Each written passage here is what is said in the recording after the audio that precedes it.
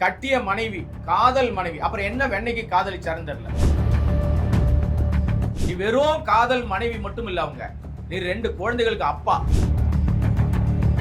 கிளி மாதிரி பொண்டாட்டி இருந்தாலும் குரங்கு மாதிரி ஒண்ணு வேணும்னு சொல்லுவாங்க. அதாவது என்னன்னா, எடைக்கு போடக்கூடிய வண்டி மாதிரி ஒரு பழைய வண்டி, அடிவாங்கின வண்டி.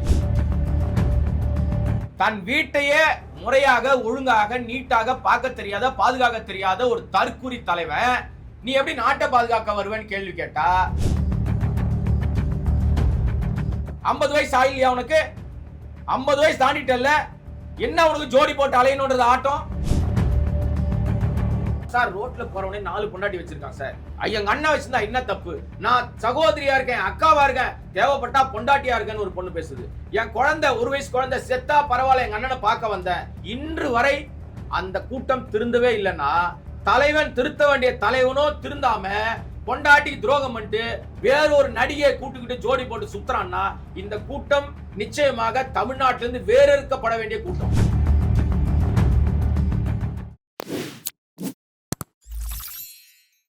ஹாய், ஹலோ ஒயிட் ஹவுஸ் நேயர்களுக்கு வணக்கம். நான் உங்க விஜய் பிரவீன். அரசியல் வட்டாரத்துல என்னதான் நடந்துட்டு இருக்கு? திடீர் திறப்பு முனைகள். அப்படி என்னதான் அரசியல் வட்டாரத்தில் நடக்க போகுதுன்றதை கேட்டு தெரிஞ்சுக்க இன்னைக்கு நம்ம கூட யார் இருக்காங்க பாத்தீங்கன்னா, மூத்த பத்திரிகையாளரும் இயக்குனருமான கோடாங்கி ஆப்ரஹாம் சார் அவர்கள் தான் நம்ம கூட இன்னைக்கு இருக்காங்க. வாங்க. வணக்கம் சார், எப்படி இருக்கீங்க? நல்லா இருக்கேன், நல்லா இருக்கேன் சார். என்னதான் சார் அரசியல் வட்டாரத்தில் நடந்துட்டு இருக்கு? இத்தனை வருட அரசியலை நம்ம பார்த்துருக்கோம். பெரிய பெரிய தலைவர்கள், அண்ணா, காமராஜர், மூத்தறிஞர்கள் பல பேரையும் பார்த்துருக்கோம். ஆனால் இப்போ நடக்கிற அரசியல் வட்டாரமே யாருமே எதிர்பார்க்காத அளவில் பல திருப்பு முனைகள் நடக்குது. இன்னைக்கு இரவு ஒரு கட்சியில் இருக்காங்க, விடிஞ்சோடனே அவங்க இந்த கட்சியில் இணையறாங்கன்றது கூட தெரிய மாட்டேங்குது. அப்படி இருக்கும்பொழுது இதெல்லாம் பார்க்கும்பொழுது உங்களுக்கு எப்படி சார் தோணுது? இந்த வரக்கூடிய தேர்தல் களம் எப்படி இருக்க போகுது? இல்லை, ஆக்சுவலாக இந்த அரசியல் வந்து ஒரு ஆபத்தான அரசியலாக இப்போது சமீபத்திய நிகழ்வுகள், பல நிகழ்வுகளை பார்க்கும்போது ஆபத்தான அரசியலாக இருக்குது. அதே மாதிரி ஜென்சி கூட்டம்னு சொல்லப்படுகிற இளைஞர் சமூகம் வந்து தவறான பாதையை நோக்கி வந்து அவங்களெல்லாம் திசை திருப்பிட்டு இருக்கிறாங்களோ அப்படின்னு ஒரு பதட்டமும், ஒரு பயமும், ஒரு ஆதங்கமும்.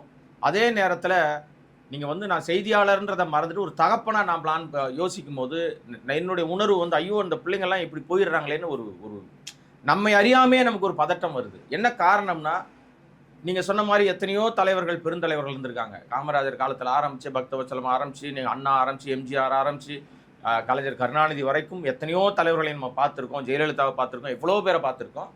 ஆனால் அந்த காலகட்ட அரசியலில் வந்து பார்த்திங்கன்னா, அரசியல் என்பது ஒரு ஒரு வேறு மாதிரி ஒரு உலகமாக இருக்கும். அது வந்து மக்களோடு கலந்திருந்தாலும், அவங்க உணர்வுகளோடு கலந்திருந்தாலும் அந்த உணர்வுகள் தனிமனித வாழ்க்கையை வந்து பாதிக்காமல் இருக்கும். அரசியல் நேரத்தில் தான் ஒரு விஷயங்கள் நடக்கும், அதுக்கப்புறம் அவங்கவுங்க வேலையை பார்த்துட்டு இருப்பாங்க. இன்னைக்கு அப்படி இல்லை. குடும்பத்துக்குள்ளேயே நான் அரசியலை கொண்டு வந்து வச்சுட்டு, குடும்பத்துக்குள்ளேயே அப்பாவுக்கும் மகனுக்கும் பிரச்சனை. கண்டிப்பா சார், இந்த விஷயங்கள் வந்து உண்மையாக கேட்கக்கூடிய ஒரு விஷயம் தான் சார். நீங்க சொன்ன ஒரு வாய்ஸ், இன்னைக்கு இருக்க ஜென்எக்ஸ் கூட்டம் வந்து என்ன நடக்குதுன்னே தெரியல, யாரு கூட இருக்கிறோனோ புரியல. நீங்க சொன்ன மாதிரி ஒரு குடும்பத்துக்குள்ளேயே ஒரு சச்சரவை கிளப்பி விட்டுடுச்சு. அப்பா ஒரு கட்சியிலையும், அம்மா ஒரு கட்சியிலையும், மகன் ஒரு கட்சியில இருக்காங்க. அவங்களே வந்து ஒரு நிலையான ஒரு முடிவு எடுக்கக்கூடிய நிலைமையில இல்ல. இது எதை நோக்கி இந்த நகர்வுகள்லாம் தள்ளப்படுது சார்? அதுதான் சொல்ல வரேன். நான் வந்து ஆதங்கமே அதுதான். என்னன்னா, நீங்க வந்து ஆரோக்கியமான அரசியல் என்பதை மறந்து விட்டு ஒரு தவறான அரசியலை கொண்டு வந்து புகுத்தி, இதுதான் அரசியல்னு அந்த வளரும் தலைமுறையிட்ட மாத்திர ஒரு மோசமான விஷயம் இருக்குல்ல. இப்போ கிராமங்கள் எல்லாம் பார்த்தீங்கன்னா, ஒரு வியாதிக்கு வந்து ஒரு வைத்தியர்கிட்ட போனாங்கன்னா, இன்னைக்கு தான் எம்பிபிஎஸ் டாக்டர்ஸ் அப்படின்லாம் சொல்றோம். கிராமங்களில் இன்னைக்கும் வைத்தியர்கிட்ட போவாங்க, போனா பச்சிலை மருந்து கொடுப்பாருன்னு சொல்லுவாங்க. அப்படிப்பட்ட வைத்தியர்கிட்ட போகும்போது அவர் வந்து ஒரு அரச மர இலையோ இல்லை வாழை இலையோ கட் பண்ணி வச்சிருப்பாரு. அதில் வந்து தேன் தடவி மருந்து கொடுப்பார். உங்களுடைய நோய் குணமாவதற்காக தேன் தடவி, தேன் ஏன் கொடுக்குறாங்கன்னா அந்த மருந்து கசக்கும். ஆனால் இன்னைக்கு ஆசை வார்த்தைகள் கூறி, படோடப வாழ்க்கை, நடிகர் என்கிற மாயை, நட்சத்திர அந்தஸ்து, இதெல்லாம் வச்சு விஷத்தை தேன் தடவி கொடுக்குறாங்க. அதனுடைய போக்கு வந்து மக்கள்கிட்ட வந்து ரொம்ப மோசமான தாக்கத்தை, அது குறிப்பாக ஜென்சி கூட்டத்துக்கிட்ட. நீங்க இன்னைக்கு வருகிற சோசியல் மீடியா வீடியோக்கள் எல்லாம் பாருங்க, அந்த பதிவுகள்லாம் பார்த்தா அவ்வளவு ஆதங்கமும் கோபமும் நமக்கு வருது. இந்த கூட்டத்தை எப்படா மாத்த போறோம் நம்ம அப்படின்னு தெரியாத அளவுக்கு பதட்டமா இருக்கு. பெண்கள், இளம் பெண்கள் பேசுறாங்க. நீங்க நம்முடைய கல்ச்சர்னு ஒன்று இருக்கு, தமிழ்நாட்டுக்கே தமிழர்களுக்கே உரிய மரபு கல்ச்சர்ன்றது ஒன்று இருக்கு. உலகத்துக்கே போதித்தவன் தமிழன். இன்னைக்கு பாத்தீங்கன்னா அது கல்ச்சரெல்லாம் ஓரம் கட்டிட்டு தவறான உறவை கூட நார்மலைஸ் பண்ணுகிற கேவலமான பிறவிகளாகி நீ மாறி போயிட்டாங்க. ஆமா, வச்சிருந்தா என்ன தப்பு? மனைவிக்கு தெரியாம இன்னொரு உறவு இருக்குன்னு சொன்னா உலகத்திலே எல்லா விதத்தையும் ஒரு மனைவி தாங்கிப்பா. கணவன் அடிச்சான் உதைச்சான் என்ன பண்ணாலும் தாங்கிப்பான். கொடுமைக்கார கணவனை கூட தாங்கிப்பான். மிதிச்சாலும் அவனுக்கு வந்து சோறு போட்டு கொடுப்பான். ஆனா அன்பா பார்த்துப்பா, கை கால் உடைஞ்சா பொறுமையா பார்த்து அவனை குணப்படுத்தி விடுவா. இது எல்லாம் நீங்க சொல்ற எல்லா விஷயங்களும் ஏத்துக்கக்கூடிய ஒரு விஷயமா இருக்கு. பட் எந்த ஒரு இடத்துலயுமே வந்து ஆணிபூர்வமாகவோ அதிகாரப்பூர்வமாகவோ நாங்க ரிலேஷன்ஷிப்ல தான் இருக்கோம் அப்படின்றத இப்போ வரையும் எந்த ஒரு சோஷியல் மீடியாலையும் அவங்க வெளிப்படையா எதுவுமே தெரிவிக்காத பட்சத்துல நம்ம எப்படி அதை வந்து அந்த ஒரு கண்ணோட்டத்துல எடுத்துக்கணும் சார்? வெளிப்படையா தெரிவிக்கணும்னு அவசியமே இல்லைங்க. இங்க வந்து எந்த நோக்கத்துக்கு இப்ப நான் இவ்வளவு நேரம் பேசுறேன், எங்கேயுமே யார் பெயரையும் குறிப்பிடவே இல்லை. நீங்க கேள்வியிலும் எந்த பெயரையும் குறிப்பிடல. ஆனா நான் பேர் சொல்லியே விரும்புறேன் நான். ஏன்னா இது மக்களுக்கு வந்து தெளிவா தெரியணுன்றதுக்காக சொல்ல வரேன். எனக்கு எந்த விதத்திலும் விஜய் மீது மாற்று கருத்து இல்லை, விஜய் மீது காழ்ப்புணர்ச்சி இல்லை. நான் ஆரம்ப கால படங்கள்ல இருந்து விஜய் படங்களை பார்த்துக்கிட்டு இருக்கேன், சினிமா செய்தியாளராகவே இருக்கிறதுனால. அப்படி 69 பட வரிசையிலும் எத்தனை தயாரிப்பாளர் தெருவில் இருக்கானன்ற வரையும் எனக்கு தெரியும். இன்னைக்கு வந்து அவர் உச்சத்திலிருந்து வந்திருக்கேன்னு சொல்றாரு இல்லையா, அவர் எங்க இருந்தாலும் வந்துட்டு போட்டோம். ஆனால் நீங்க அரசியல்வாதியா இருங்க, பிரபல நடிகரா இருங்க, உங்களுக்கு கோடிக்கணக்கான ரசிகர்களை வச்சிருங்க. நீங்க எப்பேற்பட்ட உச்சத்தில் இருந்தாலும் உங்களுக்கு தனிப்பட்ட வாழ்க்கையில தனி மனித ஒழுக்கம் என்பது இல்லாமல் போனால் வாழ்க்கையில நீங்க அதுக்கப்புறம் உங்களுக்கு எந்த இடமும் அதிகாரப்பூர்வமாக கிடைப்பதற்கு வாய்ப்பே இல்லை. ஏன் தனி மனித ஒழுக்கம்னு சொல்றேன்னா, எனக்கு அவருடைய தனிப்பட்ட வாழ்க்கை தேவையில்லை. அவருடைய பர்சனல் லைஃப் நான் விமர்சிக்க நான் ஆள் இல்லை, எனக்கு எந்த ரைட்டும் கிடையாது. நானும் இல்லை, யாரும் விமர்சிக்க ரைட் இல்லை. ஆனால் என்னை ஆளணும்னு நீ வர, நான் இன்னைக்கு இந்த நாட்டினுடைய குடிமகன், நான் ஓட்டு போடுற தகுதி எனக்கு இருக்கு. இந்த இடத்துல சார் குறுக்கிடுறதுக்கு மன்னிக்கவும், ஆளணும்னு வராரு, வரவேற்கத்தக்க ஒரு விஷயமா தான் பாக்குறாங்க. அப்படி இருந்தாலுமே ஒரு ஆளை வந்தாலும் அவருக்குன்னு ஒரு பிரைவசின்னு ஒரு விஷயம் இருக்குல்ல சார், அதுல வந்து மற்றவங்க போய் இன்டர்வைட் ஆகுறது தவறுதானா சார்? இல்லை, தனி மனித வாழ்க்கையில நீங்க சொல்ற எல்லாம் சரி. ஆனால் பொதுவாக ஒரு பிரச்சனைன்னு ஒன்று வந்த பிறகு அதுக்கு தீர்வு காணாமல் உங்களுடைய பர்சனல் லைஃபை வெளிச்சம் போட்டு நீங்க வெளியே காமிக்கிறீங்கன்னா, நீங்க இருக்கிறதுலயே சமூகத்தை சீர்கெடுக்கிறது மட்டும் இல்ல, நீங்களே கேடுகட்ட பிறவியாக உங்க அடையாளப்படுத்துறீங்க. ஏன்? அதுக்கு நானே பதில் சொல்றேன். இவர் எக்கேடு கெட்டு போனாலும் நமக்கு கவலை இல்லைங்க. ஆனால் கட்டிய மனைவி, காதல் மனைவி, அப்புறம் என்ன வெண்ணைக்கு காதலிச்சாருன்னு தெரியல. அதுக்கு பேர் என்ன? காதல் என்பது புனிதமானதுன்னு சொல்றாங்கல்ல. கடைசி வரை மரண தருவாய் வரைக்கும் நீ காதலிச்ச பெண்ணை, கல்யாணம் பண்ணிக்கிட்ட பெண்ணை, உண்மையாக அந்த பெண்ணை நேசிச்சாதான் நீ உரிமையான கணவனாக இருக்க முடியும். நீ வெறும் காதல் மனைவி மட்டும் இல்ல, அவங்க நீ 2 குழந்தைகளுக்கு அப்பா, ஆர்மி அடிப்படையில் ஒரு குடும்பஸ்தன், தன் வீட்டையே முறையாக ஒழுங்காக நீட்டாக பார்க்க தெரியாத, பாதுகாக்க தெரியாத ஒரு தற்குறி தலைவன் நீ எப்படி நாட்டை பாதுகாக்க வருவேன்னு கேள்வி கேட்டா, அதற்கும் முட்டு கொடுப்பதற்கு பல பேர் கிளம்புறான். எப்படி கிளம்புறான் தெரியுமா? இந்த கள்ள உறவு நான் சொல்ல சார், அவங்க மனைவி தான் செங்கல்பட்டு கோர்ட்ல நீதிமன்றத்தில் வழக்கு தொடுத்திருக்காங்க. என்ன சொல்லிருக்காங்க இருங்க நான் சொல்லி முடிச்சிடுறேன். அவங்க என்ன கோட் பண்ணிருக்காங்க? திருமணத்தை மீறிய உறவு. அதுக்கு என்ன பேரு? நம்ம ஊர்ல சொலவாடை உண்டு ஒண்ணு. என்ன தெரியுமா சொல்லுவாங்க? கல்யாணம், அதாவது கிளி மாதிரி பொண்டாட்டி இருந்தாலும் குரங்கு மாதிரி ஒண்ணு வேணும்னு சொல்லுவாங்க. அது பழமொழி. நான் யாரையும் குறிப்பிட்டு அவர் குரங்கு நான் சொல்லலங்க, உடனே கீழே எல்லாம் கிளம்பி வந்துடாதீங்க. அது பழமொழி. அந்த லட்சணத்துல மனைவி தான் அந்த பிரேயர் கொண்டு போறாங்க. இவ்வளவு நாள் உங்களோடு வாழ்ந்தவர் இன்னைக்கும் திரும்ப பிரச்சனையை கிளப்பியிருக்காங்க. அவங்க என்ன சொல்றாங்க? நான் லண்டன் குடியுரிமை பெற்ற பெண், இங்க வாழ்வதற்கு வீடே இல்லை, என்னை வீட்டுக்குள்ள சேர்க்க மாட்டேங்கிறார், வெளியே விரட்டுறாருன்னு சொல்லிட்டு திரும்ப என்ன சொல்றாங்கன்னா, என் மகன் மகள் இருக்காங்க, உரிய நிவாரணம் வேணும், ஜீவனாம்சம் வேணும்னு கேட்கறாங்க. ஒரு பெண் கதறாங்க. மனைவியாக கூட வாழ்ந்தவங்க, நல்லா பாத்துக்கிட்டேன்னு சொன்னவங்க கதறிட்டு இருக்கும்போது நல்லது செய்யறதா நினைச்சு இன்னைக்கு மகளிர், இது மானக்கேடா இல்லையா? அவமானமா இல்லையா? சாப்பிடுறீங்களா, உப்பு போட்டு சாப்பிடுறீங்களா? படுக்கும் போது எப்படி தூக்கம் வருது உங்களுக்கு? நீங்க சொல்றீங்க நட்பை கூட இருக்கட்டும் சார், தோழியா கூட இருக்கட்டும் சார், நெருங்கிய தோழியா கூட இருக்கட்டும், தப்பே கிடையாது. எண்ணத்துக்காக ஒரே கலர் Dress போட்டுக்கிட்டு யார நீ என்ன அரைக்கிழமை இல்ல? நீ 50 வயசு ஆயில்லையா உனக்கு? 50 வயசு தாண்டிட்டல்ல, என்ன உனக்கு ஜோடி போட்டு அலையணுன்றது ஆட்டம்? இது தப்பு இல்லையா அப்படின்னு கேட்டா ஒரு தற்குறி கூட்டம் கிளம்பி நம்மளை கடிக்க வருது. என்ன தெரியுமா கடிக்க வருது? அவங்க எல்லாம் 2 பேரும் வேற வேற கார்ல போனாங்க, ஒரு நரேஷன் செட் பண்றாங்க. கரியூர்ல பண்ணானுங்க பாத்தீங்களா? கரூர்ல என்ன பண்ணானுங்க? இந்த மதியழகன் ஒரு லேடி இருந்துச்சு, மதியழகனுடைய அந்த ஒய்ஃப், அந்த அம்மா சொன்னிச்சு, 41 பேர் எப்படி தெரியுமா சார் கொன்னாங்க? கத்தி எடுத்து குத்துறாங்க, மயக்க ஸ்ப்ரே அடிச்சாங்க, கழுத்துல துண்டு போட்டு இருக்கிறாங்க, ஏறி நெஞ்சிலே மீச்சாங்கன்னு அந்த அம்மா ஒரு கான்ஸ்பிரசி தியரியை சொல்லுச்சு. அந்த மதியழகன் யாருன்னா மாவட்ட செயலாளர். சரி, இப்ப கூட இந்த த்ரிஷா விஜய் விஷயத்தை பொறுத்தவரையுமே இது ஒரு அரசியல் சூழ்ச்சியாக தானே சார் பார்க்கப்படுது. தொடர்ந்து வந்து இதுக்கு பின்னாடி திமுக இருக்கு, அதானே சொல்ல வராங்க. அரசியல் சூழ்ச்சியா தான் பார்க்கப்படுது சார். இது முழுக்க அவன் அயோக்கியத்தனமா அடுத்த வீடு எட்டி பார்த்து அடுத்த வீட்டுக்குள்ள குடும்பம் நடத்திட்டு இருக்கான். இதுல எங்க அரசியல் வந்துச்சு? இதுல எப்படி அரசியல் வந்துச்சு? தொடர்ந்து விஜய் தரப்புக்கு வந்து அரசியல் வட்டாரத்துல இருந்து அழுத்தம் கொடுக்கப்பட்டு இருக்கு. அவருடைய படம் வந்து வெளியிடும் பொழுது படத்தை வெளியிட விடாம பண்ணாங்க. தொடர்ந்து வந்து விட்ட கரூர் இஷ்யூ, கரூரை தொடர்ந்து பாத்தீங்கன்னா வெள்ளூர்ல வந்து ஒருத்தர் வந்து ஒரு நார்த் இந்தியன் வந்து கூட்ட நெரிசல்ல மாட்டி இறந்தது. தொடர்ந்து அவருக்கு பிரச்சனைக்கு மேல பிரச்சனை வந்துட்டே தான் இருக்கு. தஞ்சாவூர்ல வந்து அவர் பிரச்சாரம் நடத்துறதுக்கு கேக்குறாங்க. யார் சார் காரணம் நினைக்கிறீங்க? விஜய் தான் காரணம். 100% விஜய். கரூர் சம்பவத்துக்கு என்ன காரணம்? சாதாரண குழந்தை கூட தெரியும் அந்த பிரச்சனை என்னன்னா. நீ எத்தனை மணிக்கு வரேன்னு சொல்லி எத்தனை மணிக்கு போன?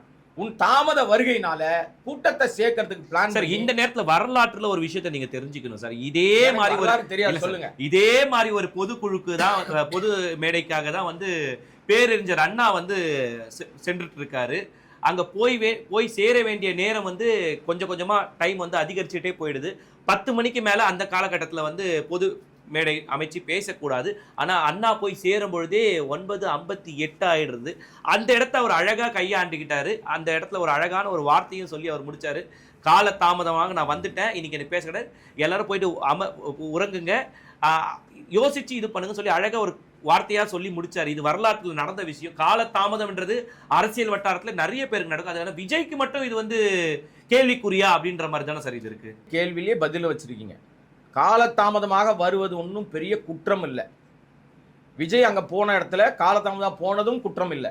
ஆனால் நீ அங்கே போயிட்டு ஒரு சம்பவம், நீ உச்சத்தில் உட்கார்ந்துக்கிட்டு இருக்கல்ல, பார்க்கும்போது ஒரு சம்பவம் நடக்குது, உன் பார்வையில் அந்த சம்பவம் வருது, உடனே நிறுத்தி இறங்கி சரியான ஆண்மகனாக இருந்தா, அதுக்காக நான் ஆம்பளை இல்லையேன்னு நான் சொல்ல வரல.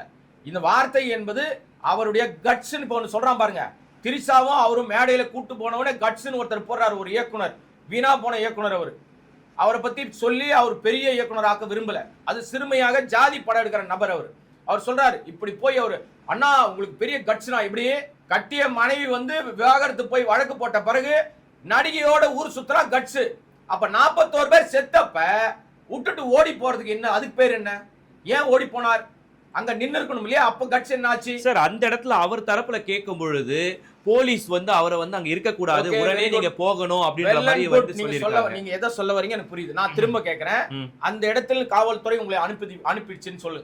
ஓகே ரைட், காவல்துறை மதிச்சீங்க, நீங்க அனுப்பிடுச்சு, நீங்க கிளம்பிட்டீங்க சார். திருச்சி வந்து தானே சார் சென்னைக்கு வரணும்.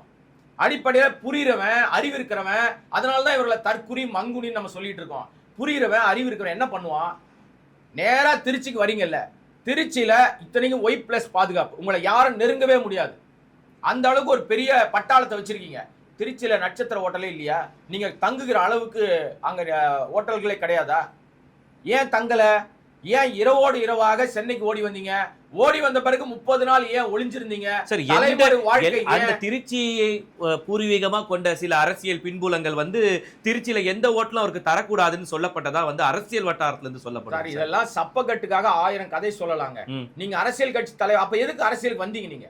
அந்த ஒரு விஷயத்தை கூட உங்க கட்சி சார்பாக ஒரு நிர்வாகி வீடு கூட திருச்சியில கிடையாதா? நீ நல்லவன் தானே, நேர்மையாளர் தானே, அடிமட்ட தொண்டனுக்காக உழைக்க தானே வந்திருக்க, நாட்டு மக்களுக்கு உதவி செய்ய தானே வந்திருக்க. நான் கேட்கிற கேள்விக்கு திருச்சியில எந்த ஹோட்டலும் கொடுக்கல சார். ஓகே ரைட், நீங்க சொல்றதை நான் ஒத்துக்கிறேன். உங்க திருச்சியில உங்களை வீட்டுல தங்க வைக்கிற அளவுக்கு ஒரே ஒரு நிர்வாகி வீடு, ஒரே ஒரு தொண்டன் வீடு கிடையாதா திருச்சியில? நீங்க தங்க முடியாதா? என்ன வானத்துல குடிச்சிட்டீங்களா சார்? எங்க கட்சியில இருக்கிறவங்க எல்லாமே அடிமட்ட தொண்டர்கள், நீங்களே சொல்லிட்டீங்க. ஏழை தொண்டர்கள் தங்குங்க சார், குடிசையில தங்கக்கூடிய வசதிகள் இல்ல. விஜய் அந்த இடத்துல இருக்கிறாருன்னா அந்த எங்க இடம் எப்படி இருக்கும் நீங்க உங்களுக்கே தெரியுமே. ஒண்ணுமே கிடையாது சார். இதெல்லாம் நாடகத்தினுடைய உச்சம். நீங்க சொல்றதெல்லாம் டிராமா. இந்த டிராமா தான் இன்னைக்கு அசிங்கப்படுவதற்கு வாய்ப்பாக அமைஞ்சிருக்கு. சிபிஐ கேஸ் கேட்டது யாரு? சிபிஐ வழக்கு குறித்து கேட்டது யாரு? எங்க தரப்புல தான் கேட்கப்படுது, விஜய் தரப்புல தான் கேட்கப்படுச்சு. ஆனா அதையும் மாத்திட்டாங்க. 41 பேருக்கு இழப்பீடு கொடுத்த விஷயத்திலும் 39 பேருக்கு தான் கொடுத்துருக்காங்க, 2 பேருக்கு கொடுக்கல இன்னைக்கு வரைக்கும். இப்ப நம்ம பேசிக்கிட்டு இருக்க இன்னைக்கு வரைக்கும் 2 பேருக்கு, ஒரு பெண்மணி, அந்த அம்மா பேர் சந்திரான்னு நினைக்கிறேன், நான் சரியா சொல்றேன்னு எனக்கு செக் பண்ணிங்க, சந்திரா. அந்த கணவர் தான் கையெழுத்து போட்டவர். அந்த கணவர் என்ன சொல்றாருன்னா, சார் என் பிள்ளைக்கு வேலை வாங்கி தரேன்னு சொல்லி கையெழுத்து வாங்கி போனாங்க. அதிமுகவை சேர்ந்த ஒன்றிய முன்னாள் தலைவர் தான் கையெழுத்து வாங்கி போனாரு. இங்க நல்லா நோட் பண்ணுங்க. எவ்வளவு பித்தலாட்டத்தை அதிமுக அதாவது எடப்பாடி தலைமையிலான அதிமுக பித்தலாட்டத்தாங்க அரங்கேற்றிருக்கு விஜயோட கை கோத்துக்கிட்டு அன்னைக்கே. இன்னைக்கு வந்து ஏதோ அவங்க வந்து வேஷம் போட்டு வேடதாரிகளா இருக்கிறாங்க, அது வேற விஷயம், அது தனியா பேசுவோம் நம்ம. அன்னைக்கு அவருக்கு கையெழுத்து வாங்கின போது அதிமுக அதே மாதிரி 1.5 வயசு குழந்தையா இருக்கும் போதே விட்டுட்டு ஓடி போன ஒரு சிறுவன் செத்து போயிட்டான். அந்த பெண்மணி தமிழ்நாடு அரசு கிட்ட கணவனால் கைவிடப்பட்ட பெண் நானுன்னு சொல்லி சர்டிபிகேட் வாங்கி வச்சிருக்காங்க, உதவித்தொகை வாங்குறாங்க. அந்த பையனுக்கு 8 வயசு. 1.5 வயசுல ஓடி போனவன் 6 வருஷம் கழிச்சு 20 லட்சம் வருதுன்னு சொன்னவனே அவனை கையில் எடுக்கிறீங்களே. இந்த ஆதவ மாதிரி இந்த 420 நான் சொல்லலைங்க, அமாவாசை அதுவும் நான் சொல்லலைங்க, மோசடிக்காரன் அதுவும் நான் சொல்லல, இது எல்லாம் நான் சொல்லல. ஆனா சொன்னதெல்லாம் மார்டினோட பையன் சார்லஸ் அவர்கள் சொன்னதை இந்த இடத்துல நான் கோட் பண்றேன். இப்ப சொல்றது நானு. அந்த 420 அமாவாசை ஆதவு காசு கொடுத்து நீங்க எல்லாரையும் விலைக்கு வாங்கலாம் நினைச்சீங்களே, இன்னைக்கு சந்தி சிரிக்கிறதுக்கு யார் காரணம்னா விஜய் நடுத்தருவில் கேவலப்படுறதுக்கு முக்கிய காரணம் 100% 99% ஆதவ் தான். இவனுக்கு பதவி வெறி, எந்த கட்சியிலையும் பதவி கொடுக்கல. 1% யார் சார்? அந்த 1% அது விஜய். அப்போ புஷி ஆனந்த் சார்? புஷி ஆனந்தெல்லாம் லிஸ்ட்ல எடுக்கிறது இல்லைங்க. அவருக்கு காசு வேணுங்க, காசு கிடைச்சா வாங்கி பாக்கெட்ல போட்டுப்பாரு. போற போக்கு பார்த்தா புசியவே துரத்திடுவாங்க போல இருக்கு அந்த கட்சியை விட்டு. விரைவில் அது நடக்கும். நேற்று முறையும் அரசியல் வட்டாரங்கள்ல பாத்தீங்கன்னா ஏடிஎம்கே தரப்புல இருந்து விஜய்க்கு வந்து கூட்டணிக்கு அழைப்பு விடுத்திருக்காங்கன்னு சொல்லப்படுது சார். அதை எப்படி என்ன பண்ணாலும் இந்த கூட்டணி பொருந்தா கூட்டணி. என்ன செய்தாலும் எடப்பாடியால் வெற்றி பெற முடியாது. தாவேகா தரிகட்டு நிக்குது. அது வந்து என்னன்னா பிரேக் பிடிக்காத சைக்கிள், அது குறுக்க மறுக்க ஓடும். ஆனா எங்கேயாவது முட்டிக்கிட்டு மோதிக்கிட்டு உழுந்து மண்டை உடையும். நீங்க பாத்திருக்கீங்களா? விஜய் எந்த ஊருக்கு போனாலும் நான் வீட்டை விட்டு வெளியே வான்னு சொல்லிட்டு இருக்கோம். நம்ம எல்லாருமே, நான் கூட நிறைய வீடியோவில் பேசியிருக்கிறேன். வீட்டை விட்டு வெளியே வானா வந்துட்டாரு. வீட்டை விட்டு அவர் தனியா வரல, திரிசாவோட தான் வந்திருக்காரு. இப்ப இதை வந்து வீட்டை விட்டு வெளியே வான்னு சொல்லும் போது நம்ம நயனார் நாகேந்திரன் ஒரு கருத்தை சொன்னார். நடிகை திரிசா வீட்டை விட்டு வெளியே வான்னு அவர் சொல்லிட்டாரு. நான் உட்பட பல பேரும் வந்து அது எப்படி சொல்லுவீங்க? நீங்க சொன்னீங்கல்ல சார் அவங்க இன்னும் வந்து எதுவுமே சொல்லல, அதுக்குள்ள நம்ம தனி மனித விஷயத்த பேசக்கூடாதுன்னு சொன்னீங்கல்ல. இதனால் நயனார் நாகேந்திரனை திட்டணும். அண்ணே நீங்க பேசுறது தப்புனே, தயவுசெய்து மன்னிப்பு கேளுங்க, பெண்களை அவமரியாதையா பேசாதீங்கன்னு திரிஷாவுக்கு ஆதரவாக வீடியோ போட்டவன் தான் நான். இன்னைக்கு நான் நினைக்கிறேன், ஆஹா தப்பு பண்ணிட்டோம், அவசரப்பட்டு பேசிட்டோம். நயனார் அண்ணன் சொன்னதுதான் கரெக்ட். அவருக்கு முன்னாடியே தெரிஞ்சிருக்கு விஜய் வந்து எந்த வீட்டுக்குள்ள இருக்காருன்னு அவருக்கு தெரிஞ்சிருக்கு. இன்னைக்கு வெளிச்சம் போட்டு காட்டிட்டாரு. ஒரு பழைய, அதாவது என்னன்னா எடைக்கு போடக்கூடிய வண்டி மாதிரி ஒரு பழைய வண்டி, அடிவாங்கின வண்டி, கார் சொன்னேன், நீங்க எதுவும் தப்பா நினைக்காதீங்க. அந்த பழைய வண்டியில, ஏன்னா இவங்க எல்லாம் பெரிய பெரிய வண்டி வச்சிருக்காங்க, சொகுசு வாகனங்கள். 2 பேரும் பழைய வண்டியில தான் வந்து இறங்குறாங்க. ஆனா 2 பேரும் மாப்பிள்ளை பொண்ணு மாதிரி வராங்க. கல்யாண மாப்பிள்ளை பொண்ணு தான் அந்த மாதிரி ட்ரெஸ் பண்ணுவாங்க. உங்களுக்கு என்ன நண்பர்கள், இன்னைக்கு தோழிகள் தோழர்கள், நண்பர்கள் வந்து ஒரே மாதிரி ட்ரெஸ் பண்ண கூடாதா சார்? பண்ணக்கூடாது சார். இன்னைக்கு இருக்கிற சூழல்ல சர்ச்சை இருக்கு சார். மனைவி புகார் அளிச்சிருக்காங்க, அந்த நடிகை யாருன்னு சொல்லுவேன்னு சொல்லியிருக்காங்க. அப்ப நீ அந்த நடிகை யாருன்னு நீ என்ன சொல்றது? இதே போல ஒரு நேர்காணல்ல ஒரு இன்னொரு மூத்த பத்திரிகையாளர் என்ன சொல்றாருன்னா, த்ரிஷா ஒன்னும் அவங்க குறிப்பிடக்கூடிய நடிகை கிடையாது, அவங்க இன்னொரு நடிகை அவங்க அப்படின்னு சொல்றாரு. விஜய்க்கு ஏகப்பட்ட ஆள் இருக்கு போல. எனக்கு தெரியலங்க, நான் தான் பர்சனலே பேச மாட்டேனுங்க. அப்ப விஜய் வந்து ஒழுக்கக்கேடானவர்னு சொல்ல வரீங்க, அந்த பத்திரிகையாளர் சொல்லியிருக்காரு, அப்படித்தானே? அப்படிதான் புரிஞ்சுக்கணும். நான் இல்லங்க, பார்க்கறவங்களே புரியும். என்ன சரிங்க சார், நீங்க எப்படி புரிஞ்சுக்கிறீங்கன்றது உங்களுடைய கண்ணோட்டம் சார். 41 பேர் இறந்திருக்காங்க, கரூர் சம்பவத்தை பேசுறீங்க. ஆனா மத்த அரசியல் பிரச்சனைகள் எடுத்து பார்க்கும்போது, வரலாற்றை எடுத்து பார்க்கும்போது, இதே கும்பகோணம் மகாமகம்ல வந்து தோழிகள் நீராடும் பொழுது 50க்கும் மேலானவர்கள் இறந்தாங்க. இதே மெரினா கடற்கரையில வந்து அப்ப யாராவது வந்து ஜெயலலிதா வந்து கொண்டாடினாங்களா? ஜெயலலிதா கழுவி ஊத்தலையா? அடுத்த முறை ஜெயலலிதா பதவிக்கு வந்தாங்களா சார்? ஜெயலலிதாவுடைய அடக்குமுறையை ஊடகத்தை சேர்ந்தவர்கள் அனுபவித்ததை விட யாருமே அனுபவிச்சிருக்க மாட்டாங்க. அன்னைக்கெல்லாம் இப்ப பாக்குற மேம்பாலங்கள்லாம் அங்க கிடையாது. இப்ப நம்ம வந்து திருமண பக்கம் மேம்பாலம் இருக்கு. இதற்கெல்லாம் யார் காரணம்? கலைஞர் கருணாநிதி தான் காரணம். மக்கள் நெரிசலை போக்குவதற்காக திட்டமிட்டு மேம்பாலங்கள் போட்டு பல மேம்பாலங்களை உருவாக்கினாரு. ஆனால் எந்த மேம்பாலங்களை கட்டினாரோ அந்த மேம்பால ஊழல் வழக்கில் அவர் கைது பண்ணப்பட்டார். இன்னைக்கு வரைக்கும் இப்ப நம்ம பேசிட்டு இருக்க இன்னைக்கு வரைக்கும் மேம்பால ஊழல் வழக்கில் கைது செய்யப்பட்டு சிறையில் அடைக்கப்பட்ட கருணாநிதி மீது ஒரு சார்ஜ் ஷீட் கூட போட முடியல. ஏன்னா குற்றம் இல்ல, சார் கம்ப்ளைண்ட் எடுக்க முடியல சார், ஏன்னா எல்லாம் சரியாக இருந்தது. அப்ப ஊழல்வாதின்னு எப்படி சொல்லுவீங்க நீங்க? அப்படின்னா அதற்கு விடை கிடையாது. இன்னைக்கு திமுகவை அழிக்கணும்னு பல பேர் கிளம்பி வராங்க. ஒவ்வொரு கட்சி உருவாகும் போதும் அந்த கட்சி ஏன் சொல்லும்னா எனக்கு எதிரி திமுகனோ சொல்லிட்டே இருப்பாங்க. சொல்றவன் சொல்லிட்டே இருக்கான், ஆனா திமுக அங்கேயே நிக்குது. 75 வருஷம் ஆயிடுச்சு. அந்த 75 வருஷ திமுகவை அனுபவமிக்க திமுக பார்த்துதான் இந்த 2 வயசு குழந்தை, பல்லே முளைக்காத 2 வயசு குழந்தை சொல்லுது பவள விழா பாப்பான்னு. அது பாப்பாவே இருக்கட்டும், ஆனா நீ உருப்படாத பீப்பாவா இருக்கிறிய, 10 காசு பிரயோஜனம் இல்லையா? உன்னால் யாருக்காவது லாபம் திரைத்துறையை சேர்ந்தவர்களுக்கு ஒரு நன்மை விஜயால் நடந்திருக்குன்னு சொல்ல முடியுமா சார்? ஒரே ஒரு நன்மை நான் சொல்லட்டுமா? அஜித் என்கிற ஒரு மனிதர், அவர் இந்த வைரஸ் காலகட்டத்தில் திரைத்துறை சார்ந்த அனைத்து சங்கங்களுக்கும் தன்னால் ஆன முடிந்த உதவியை நேரடியாக செய்தார், மறைமுகமாக செய்தார். கேப்டன் விஜயகாந்த் அவர் நடிகரா இருந்த காலத்திலிருந்தே அவர் ஏன் கேப்டன் சொல்றாங்கன்னா, நான் 10 வருஷம் கூட பழகினவன். நான் ஒரு பிரச்சனைன்னு அவர்கிட்ட போயிட்டா முதல்ல சாப்பிட வச்சுதான் அடுத்த பிரச்சனையை கேட்பார். இது வந்து எம்ஜிஆர் கிட்ட கத்துக்கிட்ட பாணின்னு சொல்லுவாரு. அவர் செய்த விஷயங்களுக்காக தான் அவருக்கு அந்த மரியாதை இன்னைக்கு வரைக்கும் இருக்கு. மறைஞ்சு பல வருஷம் ஆனாலும் இன்னைக்கு வரைக்கும் மரியாதை இருக்கு. எத்தனை நடிகர்கள், ரஜினிகாந்த் உதவி செய்யலையா? எத்தனையோ நடிகர்கள் தன்னுடைய சுய உழைப்பிலிருந்து மக்களுக்காக ஏதோ ஒண்ணு பண்ணிருக்காங்க, ரசிகர்களுக்காக ஏதோ ஒண்ணு பண்ணிருக்காங்க. ஆனா அந்த தற்குறி தலைவன் விஜய் மட்டும் இன்னைக்கு இருக்கிற கூட்டம் எது போட்டாலும் நீ வா, உன் செலவுலயே நீ வா, 1000 ரூபாய் கட்டு, 2000 ரூபாய் கட்டுன்னு அந்த தொண்டர்களை, அந்த ரசிகர்களை புடுங்கி சாப்பிடுற வேலையை தான் செய்யறாங்க. காசு கொடுத்தாதான் பதவி. புசி ஆனந்த், ஆதவ், ஜான் ஆரோக்கியசாமின்னு ஒருத்தர் இருக்காரு. இவர்களுக்கு வேலையே என்னன்னா காசு கொடுத்தா பதவி கொடுப்பாங்க. 2 வருஷம் ஆயிடுச்சு, இன்று வரை கிராமங்களில் கிளைகளில் பதவிகளே நிரப்பப்படாமல் இருக்கு. சார் அது எப்படி சார் குறி வச்சு விதையை மட்டும் தாக்குறாங்க? ஆரம்ப கால அரசியல் வாழ்க்கைக்கு வந்த முதல் நாள்ல இருந்து இன்னைக்கு நம்ம பேசிக்கிட்டு இருக்கிற நாள் வரையும் அவருடைய சின்னம் அறிவிச்சா அந்த சின்னத்தை வந்து மடக்கு ஊதின்னு சொல்றாங்க, அந்த கொடியை காட்டினா அந்த கொடியில இருக்க யானை வந்து மாயாவதிக்கு சொந்தம்னு சொல்றாங்க. தொடர்ந்து பிரச்சனை மேல பிரச்சனை, ஒரே ஒரு கட்சியை சார்ந்தவரைக்கு மட்டும் குறி வச்சு தாக்குறாங்க. இதற்கு என்ன காரணம் சார்? புரிதல் இல்லாத அரசியல் கட்சிக்கு ஆரம்பிச்சா அப்படிதான். நீங்க வந்து அடுத்தவங்க மேலதான் ஆசைப்படுறீங்க. அடுத்தவர் பொருளுக்கு ஆசைப்படுவது விஜய்க்கு பழக்கமாயிருச்சு. இப்ப நீங்க சொல்ற யானை, ஏற்கனவே தமிழ்நாட்டில் இந்திய அளவுல மாயாவதி கட்சிக்கு யானை சின்னம், பாமக யானை இருந்தது, கடைசியில் அந்த சின்னத்தை அவங்க வந்து இழந்துட்டாங்க. தேர்தலில் அங்கீகாரம் பெற முடியாமல் போயிடுச்சு. இன்னைக்கு மாம்பழம் அதுவும் சிக்கல்ல இருக்கு. ஆனால் யானை வச்சிருந்தாங்க ஒரு காலத்தில், இங்க அவங்களுக்கான சின்னமா இருந்தது. மாயாவதி கட்சியினுடைய சின்னம்னு அவங்க பகுஜன் சமாஜ் கட்சி நோட்டீஸ் அனுப்பியிருக்கு. நீங்க அடுத்தவர் பொருளுக்கு தான். இப்ப நீங்க அந்த கொடி இருக்குல்ல, அந்த கொடியை நீங்க வந்து ஏற்கனவே ஒருத்தர் கிளைம் பண்ணிட்டாரு, ஏதோ ஒரு கட்சியினுடைய கொடி, அது நாங்க தான் இதை வச்சிருந்தோம், எங்க கிட்ட இருந்து அவர் பறிச்சுக்கிட்டாரு அப்படின்னு சொல்றாரு. இவர் சொல்றாரு இல்லையா, தனியா சொந்தமா கட்சி ஆரம்பிச்சு ஆட்சியை பிடிக்கிற அளவுக்கு கட்சி ஆரம்பிக்க முடியுமா? இத்தனை செல்வாக்கு, 30% வாக்குன்றாரு. எப்படி 30% வாக்கு வந்துச்சுன்னு விவரித்து சொல்வதற்கு விஜய் கிட்ட எந்த விதமான தரவுகளும் கிடையாது. ஏன்னா இன்னைக்கு வந்து தேர்தலை சந்தித்து மக்கள்கிட்ட வாக்குகள் வாங்கியிருந்தாதான் சதவீதத்தை கணக்கு போட முடியும்.